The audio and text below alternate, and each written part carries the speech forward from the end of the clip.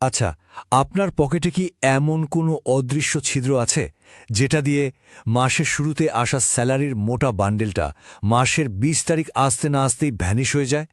আজকে আমরা ঠিক এই রহস্যটারই সমাধান করব আর এমন এক সিক্রেট ফর্মুলা জানব যা আপনার টাকা জমানোর সব ধারণাই একদম পাল্টে দেবে। আরে না না, আমি কিন্তু জামা কাপড়ের ছেঁড়ার কথা বলছি না। আমি বলছি সেই অদৃশ্য ছিদ্রটার কথা, যা আমাদের সদার অলক্ষ্যে অর্থনৈতিক অবস্থাকে একেবারে দুর্বল করে দেয়। একটা জিনিস কি জানেন, জীবনে গড়ে একজন মানুষ ২ থেকে ৩ কোটি টাকা আয় করে, ভাবা যায়। কিন্তু আসল দুঃখের বিষয়টা হলো অবসরের সময় বেশিরভাগ মানুষের ব্যাংক ব্যালেন্স থাকে একদম শূন্য। কেন এমন হয়? চলুন তো কারণটা একটু খুঁজে বের করি। চলুন পরিচয় করা যাক আমাদের গল্পের হিরো বল্টুর সাথে। বল্টু কিন্তু দেখতে আপনার বা আমার মতোই একদম সাধারণ। সে মাসে ৩০,০০০ টাকা বেতন পায়। আর মাসের ১ তারিখে যখনই মোবাইলে ওই মেসেজটা আসে না, your salary has been credited, ওহো, তখন তো বল্টুর হাঁটা চলাই বদলে যায়। প্রথম সপ্তাহে বল্টু কিভাবে জানেন? ভাবে, আরে অনেক তো খাটলাম, আজ বন্ধুদের নিয়ে কাচি না খেলেই নয়। দ্বিতীয় সপ্তাহে অনলাইন সেলের নতুন জুতো দেখে মনে হয়, বাহ, এটা কিনলে তো আমাকে একদম হিরো লাগবে। তৃতীয় সপ্তাহে গিয়েই পকেটের টান পড়ে, তখন সে রিক্সা বাদ দিয়ে হাঁটা শুরু করে।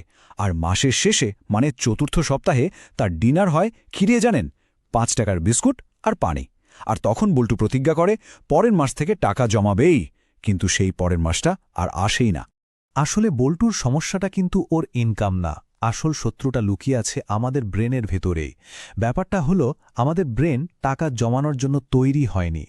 এটা ডিজাইন করা হয়েছে সার্ভাইভ করার জন্য, মানে টিকে থাকার জন্য। আর এখানে কিন্তু সব সমস্যার গোড়া। অর্থনীতিতে না একটা খুব বিখ্যাত নিয়ম আছে, নামটা হলো পার্কিনসন্স ল। এই নিয়মটা কি বলে জানেন? এটা বলে আপনার আয় যত বাড়বে আপনার খরচও ঠিক ততটাই বেড়ে যাবে। আর যতক্ষণ না আপনি এই চক্রটা ভাঙতে পারছেন, বিশ্বাস করুন, আপনি ১,০০,০০০ টাকা বেতন পেলেও মাস শেষে আপনার অবস্থা একই থাকবে। দেখুন আমাদের ব্রেনের ভেতরে আসলে কি খেলাটা চলে। যখনই আপনি শপিং মলে ওই বড় বড় লাল হরফে লেখা সেল সাইনবোর্ডটা দেখেন, আপনার সার্ভাইভাল ব্রেন সাথে সাথে ডোপামিন হরমোন রিলিজ করা শুরু করে। ব্রেন তখন বলে, আরে এক্ষুনি কিনে ফেলো, আর দেরি নয়। এই জিনিসটাকেই বলে ইনস্ট্যান্ট গ্র্যাটিফিকেশন বা তাৎক্ষণিক তৃপ্তি।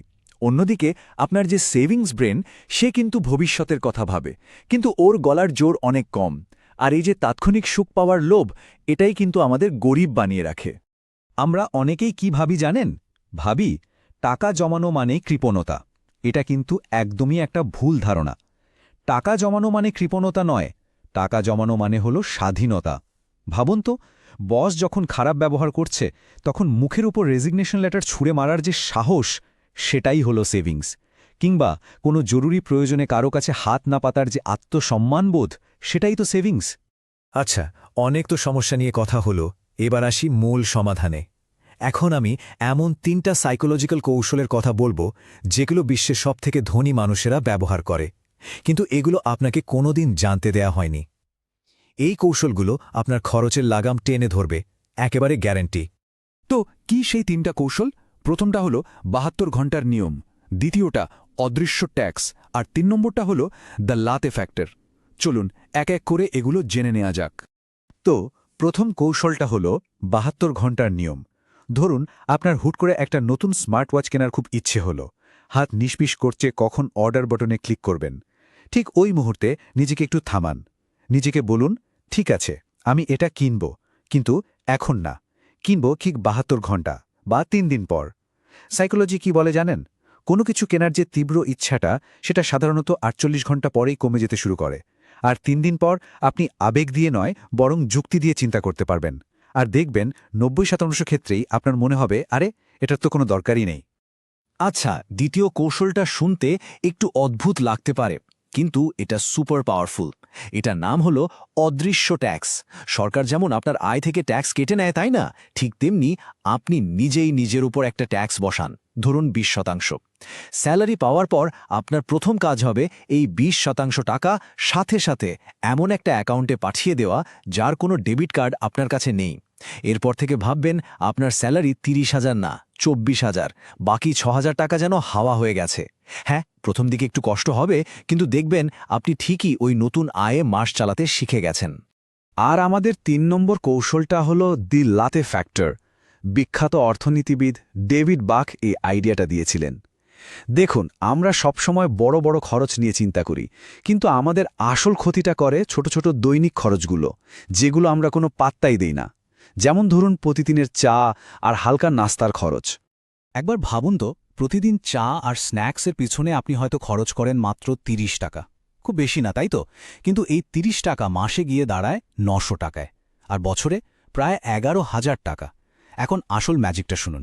যদি এই টাকাটা আপনি একটা ভালো মিউচুয়াল ফান্ডে ইনভেস্ট করতেন, যেখানে বছরে ১৫% রিটার্ন পাওয়া যায়, তাহলে জানেন ৩০ বছর পর ওই তুচ্ছ ৩০ টাকাটা কত হতো?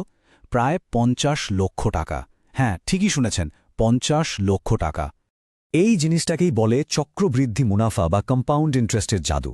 স্বয়ং অ্যালবার্ট আইনস্টাইন একে বিশ্বের অষ্টম আশ্চর্য বলেছেন। আর আমরা কি করি? আমরা এই টাকাটা প্রতিদিন ধোঁয়া বানিয়ে উড়িয়ে দিচ্ছি।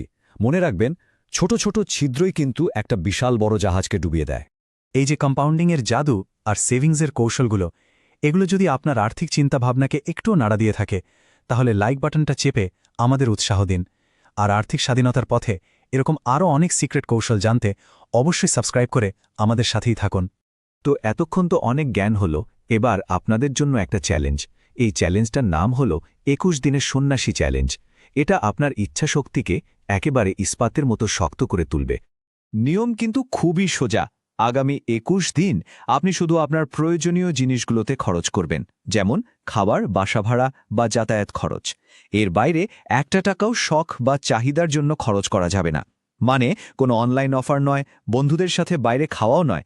এর লাভ কি? দুটো লাভ হবে। এক, আপনার বেশ কিছু টাকা তো বাঁচবেই। আর দুই, যেটা সবথেকে গুরুত্বপূর্ণ, আপনার উইল পাওয়ার বা ইচ্ছাশক্তি অবিশ্বাস্যভাবে বেড়ে যাবে। তো আপনি কি এই চ্যালেঞ্জটা নিতে প্রস্তুত? যদি সাহস থাকে তাহলে কমেন্টে এক্ষুনি লিখুন চ্যালেঞ্জ অ্যাকসেপ্টেড। দেখাই যাক কে কে নিজের ওপর নিয়ন্ত্রণ প্রতিষ্ঠা করতে পারে। চ্যালেঞ্জ তো নিলেন, এবার আসা যাক আপনার ফাইনাল মানি ম্যানেজমেন্ট প্ল্যানে। এটা হলো বিশ্বজুড়ে বিখ্যাত 50-30-20 ফর্মুলা। এটা আপনার আর্থিক জীবনকে একটা দারুণ কাঠামো দেবে। এই নিয়মটা খুবই সহজ। আপনার মোট আয়কে আপনি ৩টা ভাগে ভাগ করে ফেলবেন। আপনার আয়ের ৫০% যাবে আপনার প্রয়োজনে, মানে ঘরভাড়া, বাজার, বিল, এই সব কিছুর জন্য। ৩০% যাবে আপনার শখ বা চাওয়ার পেছনে, যেমন ঘোরাফেরা, নতুন গ্যাজেট কেনা বা বিনোদন। আর বাকি যে ২০% সেটাই যাবে আপনার ভবিষ্যতের জন্য, মানে সেভিংস, ইনভেস্টমেন্ট বা কোনো লোন থাকলে সেটা শোধ করার জন্য। এই ২০%ই হল আপনার ভবিষ্যতের আপনির জন্য আপনার আজকের উপহার। কিন্তু প্রশ্ন হলো, এত কিছু করার মানেটা কি? কেন এত সব নিয়ম, কৌশল আর চ্যালেঞ্জ? কারণ এর শেষটা হলো সত্যিকারের স্বাধীনতা। এমন এক স্বাধীনতা যা টাকা দিয়ে কেনা যায় না, কিন্তু টাকার সঠিক ব্যবস্থাপনার মাধ্যমেই অর্জন করা যায়। একবার চোখ বন্ধ করে ভাবুন তো, আপনার ব্যাংকে যথেষ্ট টাকা আছে। বাচ্চার স্কুলের ভর্তির সময় আপনাকে আর টেনশন করতে হচ্ছে না। রাতে কোনো ঋণের চিন্তা ছাড়াই শান্তিতে ঘুমাতে পারছেন। এটাই তো আর্থিক স্বাধীনতা। আর আজ আপনি সেই পথের দিকেই কিন্তু প্রথম পা বাড়ালেন। মনে রাখবেন, আজ আপনি যে ১০০ টাকা বাঁচিয়ে বিনিয়োগ করছেন, ১০ বছর পর সেই টাকাটাই আপনাকে বাঁচাবে। সবসময় একটা কথা মনে রাখবেন, ধনী হওয়া মানে আপনি কত টাকা আয় করেন সেটা নয়। আসল কথা হলো আপনি কত টাকা ধরে রাখতে পারছেন। টাকা জমানো কোনো রকেট সায়েন্স না, এটা হলো প্রতিদিনের ছোট্ট ছোট্ট সঠিক সিদ্ধান্তের যোগফল। তো আপনার আর্থিক যাত্রার পরের ধাপ কি হবে? টাকা তো জমালেন, এবার সেটাকে বাড়াবেন কিভাবে? নিজে কমেন্ট করে জানান আপনি কোনটা নিয়ে বিস্তারিত জানতে চান। অপশন এ, শেয়ার বাজার ও মিউচুয়াল ফান্ডে বিনিয়োগের একদম সহজ গাইডলাইন, নাকি অপশন বি, ছাত্রছাত্রী বা চাকরিজীবীদের জন্য সাইড ইনকামের দারুণ কিছু আইডিয়া? কমেন্ট বক্স কিন্তু আপনার জন্য খোলা। ঝটপট জানিয়ে দিন, কারণ পরের বিশ্লেষণটা আমরা বানাবো আপনাদের কমেন্টের উপর ভিত্তি